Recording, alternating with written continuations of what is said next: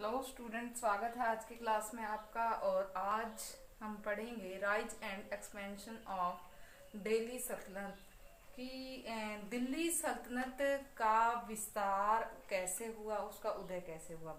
इसमें स्टूडेंट्स हमने जैसे पीछे पढ़ा है कि किस तरह से तुर्क आक्रमणकारियों के भारत में किए गए आक्रमणों से भारत में काफी अफरा तफरी का माहौल मचा हुआ था। और उस अफरा तफरी के माहौल में 1206 में मोहम्मद गोरी की मृत्यु हो गई और मोहम्मद गोरी के ही एक दास कुतुबुद्दीन ऐबक ने दिल्ली अपने आप को राजा घोषित कर दिया और इस तरह से जो है उसने दास वंश की नींव रखी। तो यहाँ पे दिल्ली सल्तनत के अंतर्गत हम 5 वंशों को पढ़ेंगे, जिसमें सबसे पहला वंश है गुलाम वंश, खिलजी वंश, तुगलक वंश, सैयद वंश और लोधी वंश। आज हम बात करेंगे गुलाम वंश के मुख्य सुल्तान या उसके संस्थापक की, जो कुतुबुद्दीन ऐबक था। हालांकि एक छोटे से टाइम पीरियड में उसने राज किया, छोटा सा टाइम पीरियड 1206 से 1210 तक को, जो 4 साल का जो टाइम पीरियड था, तो उस 4 साल के टाइम पीरियड में उसने क्या जो है योग्यता प्रदर्शित की भारतीय जनता के सामने और किस तरह की शासन व्यवस्था लागू की, इस बारे में आज का हमारा जो लेक्चर है। तो आज का हमारा जो टॉपिक है वो है कुतुबुद्दीन ऐबक। कुतुबुद्दीन ऐबक दिल्ली सल्तनत में गुलाम वंश का पहला शासक था। गुलाम वंश गुलाम ही क्यों कहलाया था? क्योंकि इसके सभी सुल्तान या तो स्वयं किसी न किसी के गुलाम रहे थे, या फिर वो गुलामों की संतान थे, या फिर पैतृक रूप से जो है वो गुलाम थे। इसलिए ही इस वंश के सभी सुल्तान गुलाम होने के कारण ये वंश गुलाम वंश कहलाया था। तो स्टूडेंट्स, 1206 से 1210 तक के 4 साल के टाइम पीरियड में कुतुबुद्दीन ऐबक ने राज किया। इस जो छोटे से टाइम पीरियड में उसने जो भारत में एक राजा के रूप में राज किया, हालांकि वो एक गुलाम के रूप में अपना ज्यादातर जीवन जी चुका था और 1210 में उसकी मृत्यु हो गई। और दिल्ली सल्तनत के स्थापना करने वाले सुल्तान कुतुबुद्दीन ऐबक बड़ा ही अल्पकालीन समय रहा उसका। तो उसके बचपन के बारे में यदि हम बात करें तो वो तुर्किस्तान का निवासी था। तुर्किस्तान के निवासी के रूप में जो है उसको बेच दिया गया काशीपुर के एक काजी के हाथों में। काशीपुर के उस काजी ने अपने पुत्रों की तरह उसकी देखभाल की। हालांकि थोड़ी बहुत शिक्षा दीक्षा का भी उसके लिए प्रबंध किया गया। वह घुड़सवारी सीख गया, सैनिक विद्या सीख गया। तो जब काजी की मृत्यु हो गई तो काजी के पुत्रों ने उसको आगे बेच दिया। आगे जिस व्यक्ति को बेचा गया उसने उसको फिर आगे बेच दिया मोहम्मद गोरी के पास में। तो मोहम्मद गोरी उसकी योग्यता से काफी खुश हुआ और उसने उसकी योग्यता से खुश होकर के उसको अपने सेना में एक मुख्य पद दे दिया, नायक का। वह अस्तबलों के अध्यक्ष के रूप में भी रहा। तो इस तरह से सेना की टुकड़ी के एक सेनापति के रूप में, एक नायक के रूप में रहा, अस्तबलों के अध्यक्ष के रूप में रहा। 1192 में जब तराइन का जो दूसरा युद्ध लड़ा गया, तराइन के 2 युद्ध हुए थे स्टूडेंट्स, 1191 में और 1192 में। जो 1191 में हुआ था पहला युद्ध, उसमें मोहम्मद गोरी और पृथ्वीराज चौहान के बीच में हुआ था। तो पृथ्वीराज चौहान ने तुर्कों को भागने पे मजबूर कर दिया था, पछाड़ दिया था। उसके बाद जो 1192 में तराइन का जो दूसरा युद्ध हुआ था, 1192 के तराइन के दूसरे युद्ध में मोहम्मद गोरी जीत गया था और पृथ्वीराज चौहान जो है हार गए थे, राजपूत सेना हार गई थी।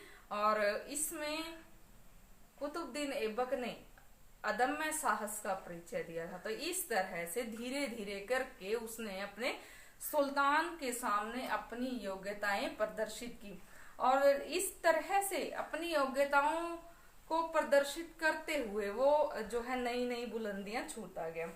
तो उसके बाद जो है 1192 के बाद उसने विभिन्न मेरठ के और अजमेर के विद्रोहों का दमन किया, जो उस समय पे, हालांकि यहाँ पे क्या होता था कि तुर्क आक्रमणकारी आते थे और वो यहाँ पे लूटपाट करके चले जाते थे। ऐसा ही जो है मोहम्मद गोरी ने भी किया था। पहले जो है, इससे पहले जो महमूद गजनवी था, भारत में 1712 आक्रमण करने वाला आक्रमणकारी, वो भी ऐसा ही करता था। तो ये चला गया, तो यहाँ पे इसको प्रशासक नियुक्त कर गया कुछ एक प्रदेशों का। तो उसने प्रशासक पद पे रहते हुए बहुत जो है अपनी योग्यता का परिचय दिया और उस समय होने वाले विद्रोहों को बड़ी तेजी से उसने दबा दिया। तो यहाँ पे कन्नौज और जो उसके आसपास का एरिया था, लखनौती का जो एरिया था, बिहार का जो एरिया था, उसके विद्रोहों का दमन किया और वहां पे उसने अपना जो है कब्जा जमाए रखा। तो इस तरह से 1206 तक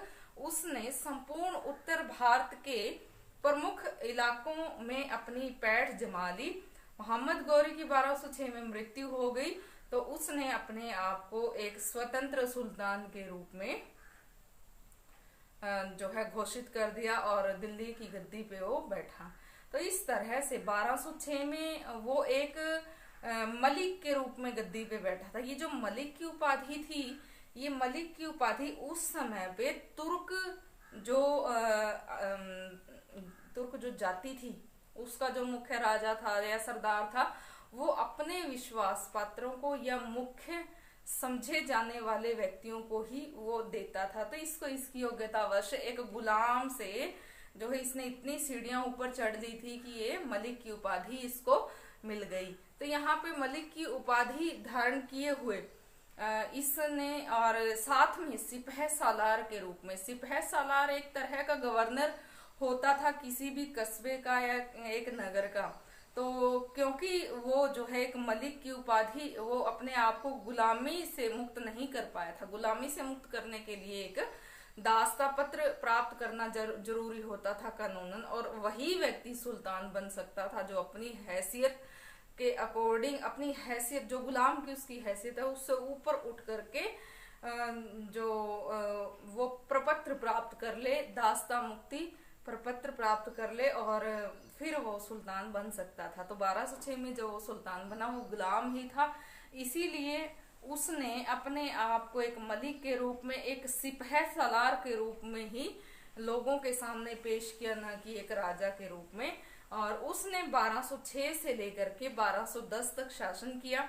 1208 में उसने अपने आप को दास्ता से मुक्त करवाया, दास्ता मुक्ति पत्र प्राप्त किया और वास्तविक रूप में 1208 में वो लोगों के या दिल्ली के राजा के रूप में लोगों के सामने पेश हुआ। तो 1210 तक उसने शासन किया। जब वो गद्दी पे बैठा तो भारत में जो दिल्ली का राज सिंहासन था उसको संभालने के लिए उसके सामने बहुत सारी समस्याएं मुंह बाए खड़ी थी। वो कौन कौन सी समस्याएं थी, सबसे पहले हम उनकी बात कर लेते हैं। वह एक गुलाम था, तो एक गुलाम के अधीन जनता कैसे जो है टिक करके रह सकती थी, जनता को वो कैसे एक प्रशासक के रूप में संभाल पाएगा, ये उसके सामने सबसे बड़ी समस्या थी। दूसरी समस्या थी कि उसके जो समकालीन, उसके साथ के ही जो प्रशासक नियुक्त किए गए थे अन्य जगहों के, अन्य जो प्रांत थे उनके, तो वो उसके समकालीन प्रशासक या शासक थे जो गौरी द्वारा अन्य जगहों पे नियुक्त किए गए थे, वही उसको अपना सुल्तान स्वीकार नहीं कर रहे थे। आम जनता कहाँ से उसको अपना सुल्तान स्वीकार एकदम से कर पाती, ये दूसरी समस्या थी। तीसरी जो समस्या थी कि जो हिंदू राजा थे वो धीरे धीरे अपनी शक्तियां बढ़ा रहे थे, उनकी शक्तियों पे अंकुश लगाना भी कुतुबुद्दीन ऐबक के लिए एक चुनौती से कम नहीं था। तो ये उसके सामने तीसरी समस्या थी कि जो हिंदू राजा हैं उनको किस प्रकार से रोका जाए। अगली जो समस्या थी वो थी उसके जो प्रांत थे उनकी सीमाओं की सुरक्षा का प्रबंधन वो किस प्रकार से करे, ये उसके सामने अगली समस्या थी। और उसके सामने एक और समस्या थी कि देश की जो बिखरी हुई, अस्त व्यस्त, बिगड़ी हुई अर्थव्यवस्था है उसको कैसे संजोए और किस प्रकार से जो है उसको वो पुनः संगठित करे, ये समस्याएं थी। शुरुआत में जब वो गद्दी पे बैठा तो उसको सबसे पहले इन समस्याओं का निराकरण करना था। तो इन समस्याओं के निराकरण के लिए जो है उसने प्रयास किए और कुछ एक सफलताएं भी प्राप्त की। तो उसकी सफलताओं की हम बात कर लेते हैं कि कौन कौन सी सफलताएं उसने सुल्तान रहते हुए प्राप्त की। तो उसकी पहली जो सफलता थी वो थी ताजुद्दीन यल्दौज से संघर्ष। ताजुद्दीन यल्दौज से संघर्ष। ताजुद्दीन यल्दौज से उसने सबसे पहले टक्कर ली जब वो जो है दिल्ली की गद्दी पे सिपह सलार के रूप में बैठा। तो उसको पता चला कि गजनी में, हालांकि गजनी में मोहम्मद गोरी की मृत्यु के बाद स्थिति अस्त व्यस्त हो गई। तो जब वहां स्थिति अस्त व्यस्त हो गई तो ताजुद्दीन यल्दौज ने गजनी पर अधिकार कर लिया। तो गजनी जो है मोहम्मद गोरी के अधीन था, तो ये उसको सहन नहीं कर पाया। कुतुबुद्दीन ऐबक ताजुद्दीन यल्दौज से टक्कर लेने गजनी पहुंचा। गजनी से वो भाग खड़ा हुआ। उसने जो है कुतुबुद्दीन ऐबक ने ताजुद्दीन यल्दौज को भागने पे मजबूर कर दिया। वो भाग करके पंजाब आ गया। फिर उसने उसका पंजाब तक पीछा किया और उसको पंजाब से भी खदेड़ दिया। तो पंजाब से भी खदेड़ने के बाद जो है उसको ये बहस आने लगा कि गजनी में कहीं कोई और जो है अब अपना अधिकार न जमा ले, और उसको भय था कि ख्वारिज्म का शाह कहीं उस पर अपना भय न जमा ले। फिर वो गजनी गया दोबारा से। फिर जो है वो वापिस आ गया और वापिस आकर के उसने भारतीय साम्राज्य को ही सुदृढ़ता जो है सुदृढ़ करने का सोचा। और ताजुद्दीन यल्दौज से उसका जो संघर्ष था वो लंबे समय तक नहीं टिक पाया और बाद में ताजुद्दीन यल्दौज ने दोबारा से गजनी पर फिर से अधिकार कर लिया। तो ये उसकी सफलता न होकर के एक संघर्ष के रूप में ही रहा। अगला है दास्ता मुक्ति पत्र। ये उसकी सफलता कही जा सकती है।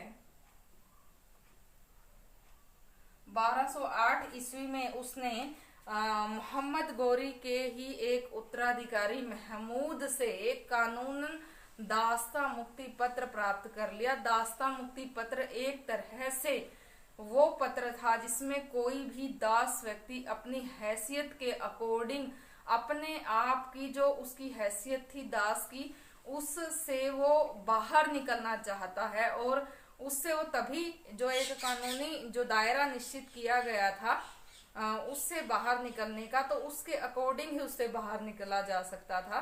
तो ये जो है गुलाम था मोहम्मद गोरी का। मोहम्मद गोरी की मृत्यु हो चुकी थी, तो अब उसके एक उत्तराधिकारी महमूद को उसने जो भी जो है पे करना होता था वो प्रपत्र प्राप्त करने के लिए वो पे किया और अपने आप को जो है एक स्वतंत्र शासक के रूप में दिल्ली की गद्दी पे वो अब 1208 में बैठा और जो है उसने दास्ता मुक्ति पत्र प्राप्त कर लिया, जो उसकी एक महत्वपूर्ण सफलता कही जा सकती है। अगली सफलता है बंगाल में विद्रोह का दमन। बंगाल में विद्रोह का दमन। बंगाल में जो है उसका ये कुतुबुद्दीन ऐबक का पुत्र अली मर्दान एक शासक के रूप में शासन कर रहा था, लेकिन जो उस समय पे बंगाल के आसपास के ही अमीर सरदार थे तो वहां पे बख्तियार खिलजी की मृत्यु हो गई और बंगाल और बिहार के इलाकों में जिस पे अली मर्दान का कब्जा था काफी समय से, तो उसको वहां से खदेड़ने पे मजबूर कर दिया वहां के खिलजी सरदारों ने और उनमें अफरा तफरी मच गई वहां की जो शासक के पद को हथियाने के लिए। तो यहाँ से अली मर्दान बंगाल से बिहार से खदेड़ा गया, तो वो अपने पिता के पास दिल्ली आया और यहाँ से उसके सामने मदद की गुहार लगाई। तो फिर उसने कुतुबुद्दीन ऐबक ने अपने एक विश्वास पात्र सरदार को अली मर्दान के साथ भेजा। बंगाल और बिहार के विद्रोहों का पूर्णतः दमन किया गया और उनसे आत्मसमर्पण करवा करके बंगाल पे उनका पुनः कब्जा हो गया और अली मर्दान को पुनः वहां के शासक के रूप में नियुक्त कर दिया गया। तो इस प्रकार से बंगाल के विद्रोहों का पूर्णतः उन्होंने दमन कर दिया। अगला है वैवाहिक संबंध। तो यहाँ पे होता क्या था किसी भी समय के सुल्तानों की कूटनीति को हम पढ़ेंगे तो हम ये देखेंगे साम दाम दंड भेद हर तरीका वो अपनाते थे अपने आप की शक्ति बचाने के लिए, राजनीतिक स्थिति बचाने के लिए या अपनी पैठ जमाने के लिए। जैसे हमने बात की थी पीछे ताजुद्दीन यलदौज की, तो ताजुद्दीन यलदौज के साथ उसके संघर्ष तो चलते रहे, लेकिन ताजुद्दीन यलदौज भी उसके काबू से बाहर का हो गया था। तो ताजुद्दीन यलदौज की पुत्री से उसने स्वयं विवाह कर लिया ताकि ताजुद्दीन बार बार आक्रमण ना करे और बार बार जो है उसके पीछे ना पड़े। तो इस तरह से उस विवाहिक संबंध के द्वारा ताजुद्दीन से उसने हाथ मिला लिया। दूसरा जो है नासिरुद्दीन कुबाचा जो था, जो है गौरी की मृत्यु के बाद सिंध और मालवा का जो गवर्नर था, या वो अपना सिंध और मालवा पे अपना अधिकार मानता था, तो अब कुतुबुद्दीन ऐबक भी ऐसा करना चाहता था। तो ऐसा करने के लिए या तो उसको नासिरुद्दीन कुबाचा के साथ युद्ध करना पड़ेगा या फिर नासिरुद्दीन कुबाचा के साथ उसको अपने संबंध बनाने पड़ेंगे। उन संबंधों में उसने अपनी पुत्री का विवाह नासिरुद्दीन कुबाचा के साथ कर दिया। वो एक दामाद हो गया उसका। तो वो कैसे जो है बार बार अपने ससुर के ऊपर आक्रमण करेगा। हालांकि होता तो उस समय यही था, कोई नहीं देखता था अपने भाई को, अपने पिता को, लेकिन फिर भी ये जो वैवाहिक संबंध थे कुछ समय तक तो उस स्थिति पे काबू पाने के लिए बिल्कुल सही साबित होते थे। और इस तरह हुआ भी। नासिरुद्दीन कुबाचा को उसने अपनी पुत्री ब्याह दी और एक पुत्री का जो विवाह था उसने एक प्रमुख सरदार था जो उस समय पे, हालांकि वो भी गुलाम ही था, इल्तुतमिश, उसके साथ कर दिया। इसके बाद हम बात करते हैं प्रशासनिक सफलताएं।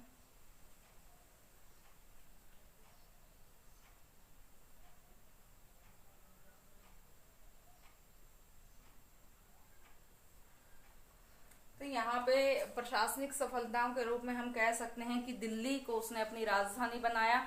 उस समय के प्रमुख प्रांतों में उसने अपने वफादार गवर्नर नियुक्त किए और स्थानीय प्रशासन को उसने पहले की तरह रहने दिया और जिस तरह से पहले से चल रहा था उसमें कोई तब्दीली नहीं की गई, कोई जो है बदलाव नहीं किया गया। तो इस तरह से प्रशासनिक सफलताएं उसकी रही। उसके बाद हम बात करते हैं इसकी कला और साहित्य की।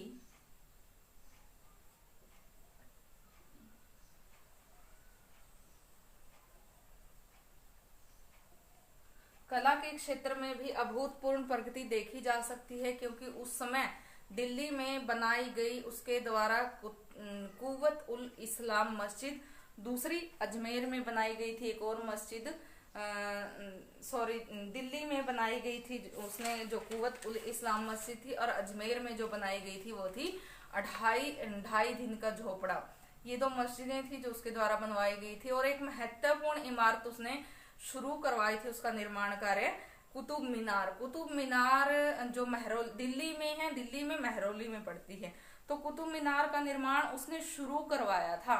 उसकी क्या है 7 जो है उसके मंजिलें हैं उसकी, जिसमें से 3 मंजिलें बनी थी कुतुबुद्दीन ऐबक के समय पे और फिर उसकी मृत्यु हो गई 1210 में। तो उसके बाद जब इल्तुतमिश सुल्तान बना तो आगे जो उसकी 4 मंजिलें थी वो इल्तुतमिश द्वारा पूरी करवाई गई। तो हम ये नहीं कह सकते कि कुतुबुद्दीन ऐबक ने कुतुब मीनार को जो है बनवाया था।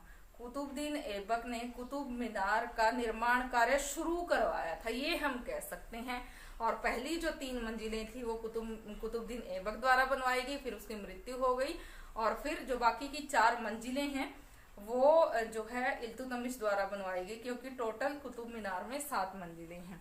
तो ये तो थी कला के क्षेत्र में उसकी जो एक प्रगति हम नोट कर रहे हैं। दूसरा, साहित्य के क्षेत्र में, साहित्य के लिए भी जो है उसका योगदान भुलाया नहीं जा सकता, क्योंकि उसके दरबार में 2 महत्वपूर्ण विद्वान हसन निजामी और फखरुद्दीन उस समय के जो प्रसिद्ध विद्वान थे वो जो है थे। इस प्रकार से हम कह सकते हैं कि कुतुबुद्दीन ऐबक अपने समय का एक महत्वपूर्ण संस्थापक, एक महान जो है सेनानी और एक साहसी सेना नायक के रूप में जो है प्रसिद्ध हुआ। हालांकि 4 साल ही उसने एक राजा के रूप में अपनी सेवाएं दिल्ली सल्तनत के एक संस्थापक के रूप में दी, लेकिन फिर भी जो है उसके द्वारा किए गए कार्यों या उसकी प्रशासनिक सफलताओं को जो है याद करके उसको याद किया जाता है। दिल्ली सल्तनत के संस्थापक के रूप में जो है उसको याद किया जाता है। तो 1210 में वो लाहौर गया हुआ था, तो लाहौर में चौगान खेलते हुए, चौगान या पोलो का खेल उसको कहते हैं, पोलो खेलते हुए घोड़े से गिर करके उसकी मृत्यु हो गई। लाहौर में ही उसको दफनाया गया, और लाहौर में ही उसको जहां पे दफनाया गया था, क्योंकि जो ये मुस्लिम लोग हैं इनको दफनाया जाता है, दफनाया गया था, तो वहां पे एक साधारण सा स्मारक बना दिया गया। उसके बाद लाहौर में जब ये समाचार फैला कि उसकी मृत्यु हो गई है, तो उसकी मृत्यु का समाचार सुनते ही उसके लाहौर में जो विश्वास पात्र थे उन्होंने उसके पुत्र आराम शाह को गद्दी पे बैठा दिया। तो यहाँ पे आराम शाह को गद्दी पे बैठा दिया गया। उधर से दिल्ली वाले लोग खुश नहीं थे, जो उसके समर्थक थे, उसकी मृत्यु के बाद वो चाहते थे कि उसके दामाद इल्तुतमिश जो योग्य है राजा पद के लिए उसको गद्दी पे बैठा दिया जाए, लेकिन वहां पे उसको आराम शाह को गद्दी पे बैठा दिया गया 1210 में। तो यहाँ जो है दिल्ली के लोग उससे संतुष्ट न हुए, तो इस बीच में इस कशमकश में इल्तुतमिश को दिल्ली आने का न्योता दे दिया गया। वो जो है दिल्ली आने लगा, तो उच्च के ही एक गवर्नर ने इस बात का फायदा उठाया, नासिरुद्दीन कुबाचा ने, कि अहमद शाह का और अब इल्तुतमिश का झगड़ा होगा, लेकिन इस बीच में इल्तुतमिश ने नासिरुद्दीन कुबाचा को हरा दिया। उधर से आराम शाह और इल्तुतमिश के बीच में एक भयंकर युद्ध हुआ, जिसमें आराम शाह अयोग्य और जो है निर्बल तो था ही, उसको हरा दिया गया और इस युद्ध में आराम शाह मारा गया। जून 1211 में जो इल्तुतमिश है वो गद्दी पे बैठा, और दिल्ली सल्तनत के वास्तविक संस्थापक के रूप में उसको याद करते हैं, क्योंकि उसने ऐसे बहुत सारे काम किए और उसका टाइम पीरियड भी काफी जो है लंबा रहा, और बहुत सारे ऐसे महत्वपूर्ण उसने काम किए जिसके कारण से इतिहासकार उसको दिल्ली सल्तनत के वास्तविक शासक के रूप में याद करते हैं। आज के लिए इतना काफी है स्टूडेंट्स। आज आप जो ये कुतुबुद्दीन ऐबक का टॉपिक हमने पढ़ा है, इसको आप अच्छे से पढ़ेंगे, लर्न करेंगे। कुछ समझ में ना आए तो कमेंट बॉक्स में कमेंट करके अपने क्वेश्चंस पूछ सकते हैं। Thank you.